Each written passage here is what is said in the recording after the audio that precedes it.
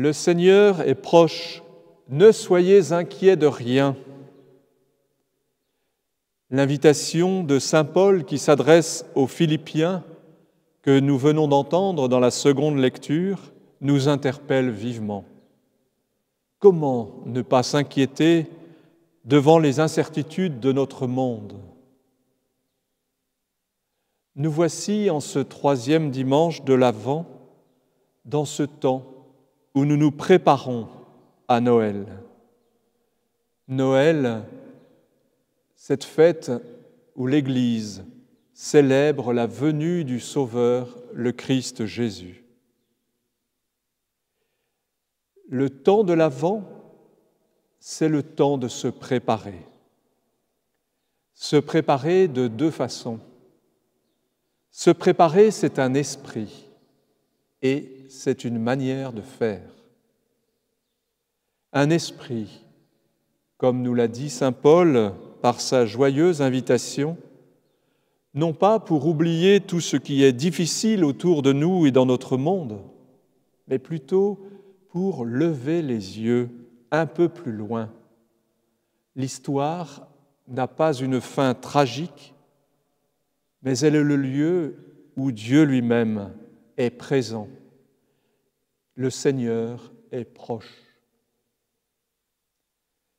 Une manière de faire, c'est ce que nous raconte l'évangile de saint Luc d'aujourd'hui, qui nous invite à contempler la figure de saint Jean-Baptiste, ce prophète contemporain de Jésus, qui par un geste symbolique invite le peuple à manifester son désir de conversion.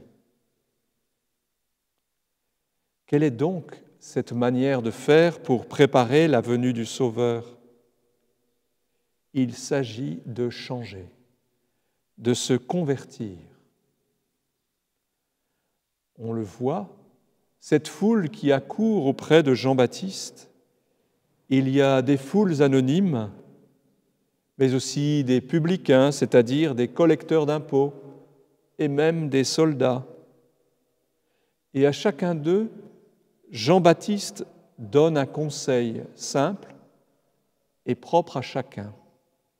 Aux foules, il invite au partage concret avec ceux qui n'ont rien. La base du changement d'attitude est de partager, c'est-à-dire de se défaire pour donner à d'autres. On se convertit dès lors que l'on sort de son cercle habituel pour être capable de voir celui qui est plus loin que moi, de voir celui qui est plus petit que moi, de voir celui qui est dans le besoin. Aux publicains, c'est-à-dire ceux qui collectent des impôts, là où l'argent et la fraude peuvent être faciles, il s'agit de ne pas entrer dans le cercle du toujours plus. Jean-Baptiste invite à ne demander pas plus que ce qui est requis, une belle limite à nos désirs.